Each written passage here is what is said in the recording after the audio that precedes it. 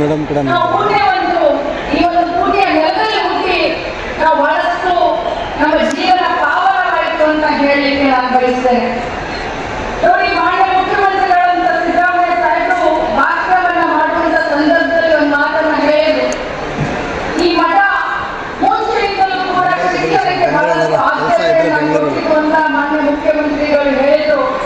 ಆ ಮಾತನ್ನ ಕೇಳಿಸಿದ್ರೆ ನನಗೆ ಇನ್ನೂ ಬಹಳಷ್ಟು ನಾನು ಅಷ್ಟಿದ್ರೆ ಕಳಿಸ್ತೇನೆ ಅಂತ ಯಾಕಂತಂದ್ರೆ ಈ ಮಠಮಾನ್ಯಗಳು ಸರ್ಕಾರದ ಯಾವುದೇ ರೀತಿಯ ಸವಲತ್ತುಗಳು ಇಲ್ಲದೆ ಕೂಡ ಸಾಮಾಜಿಕ ಕಾಳಜಿ, ಸಾಮಾಜಿಕ ಬದ್ಧತೆಯನ್ನ ಇಟ್ಟುಕೊಂಡು ನೂರಾರು ವರ್ಷ, ಸಾವಿರಾರು ವರ್ಷ ಸಮಾಜದಲ್ಲಿರುವಂತಹ ಅತ್ಯಂತ ಹಿಂದುಳಿದ ವರ್ಗದ ಮಕ್ಕಳಿಗೆ, ರೈತರ ಮಕ್ಕಳಿಗೆ ಯಾವುದೇ ಜಾತಿ, ಯಾವುದೇ ಭಾಷೆ ಅಲ್ಲದೆ ಯಾವುದೇ ಒಂದು ಬೌಂಡ್ರೀಸ್ ಇದ್ರೆ ಅನ್ನದಾಸೋಹ, ಅಕ್ಷರ ದಾಸೋಹ, ಸಂಸ್ಕೃತಿ ದಾಸೋಹ ಮಾಡ್ತಾ ಇವೆ ಅಂತಂದ್ರೆ ಎಷ್ಟೊಂದು ಹೆಮ್ಮೆ ಅನಿಸ್ಬೇಕು ನಮಗೆ.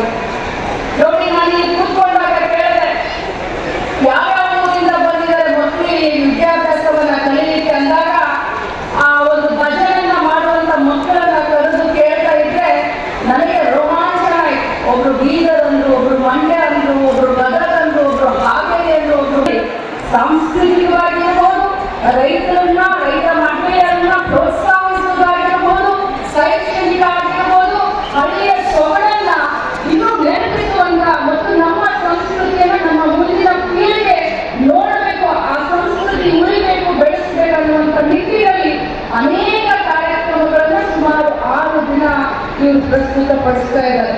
ಬಂಧುಗಳೇ, ಬಹಳಷ್ಟು ಖುಷಿಯಾಗುತ್ತೆ. ಇಂಥ ಮಠ ಮಾನ್ಯಾಧೀಶರ ಒಂದು ಮಾರ್ಗದರ್ಶನದಲ್ಲಿ ನಮ್ಮ ಕರ್ನಾಟಕ ರಾಜ್ಯ ಸಮೃದ್ಧಿಯತ್ತ ದಾಖಲೆಗಳನ್ನ ಇಡ್ತಾ ಇದೆ. ಮಹಿಳೆಯರ ಬಗ್ಗೆ ವಿಶೇಷವಾಗಿ ಇವತ್ತು ಒಂದು ಚಿಂತನಾಗೋಷ್ಠಿ ಇದೆ. ಮಹಿಳೆ ಕೃಷಿ ವಲಯದಲ್ಲಿ ಮಹಿಳೆಯ ಚಟುವಟಿಕೆ ಅಂತ ಹೇಳಿ ಇವತ್ತು ಯಾವುದೇ ವಲಯ ತಗೊಳ್ಳಿ, ಅದರಲ್ಲಿ ಮಹಿಳೆ ಮುಂಚೂಣಿಯಲ್ಲಿ ನಿಂತು ಇವತ್ತು ಕೆಲಸ ಮಾಡ್ತಾ ಇದ್ದಾರೆ. ವಿಶೇಷವಾಗಿ ಹೇಳಬೇಕು ಅಂತಂದ್ರೆ ನಮ್ಮ ಮಹಿಳೆಯರು ಗ್ರಾಮೀಣ ಭಾಗದಲ್ಲಿ 80% ಮಹಿಳೆಯರು ಕೃಷಿ ಚಟುವಟಿಕೆಯಲ್ಲಿ ತಮ್ಮನ್ನ ತಾವು ತೊಡಗಿಸಿಕೊಂಡಿದ್ದಾರೆ ಅಂತ ಬಹಳಷ್ಟು ಹೆಮ್ಮೆಯಿಂದ ಹೇಳಲಿಕ್ಕೆ ನಾನು ಬಯಸ್ತೇನೆ. ಯಾವುದೇ ಮಹಿಳೆಯ ಹೆಸರಿನಿಂದ ಯಾವುದೇ ಹೊಲಗದ್ದೆ ಇರೋದಿಲ್ಲ.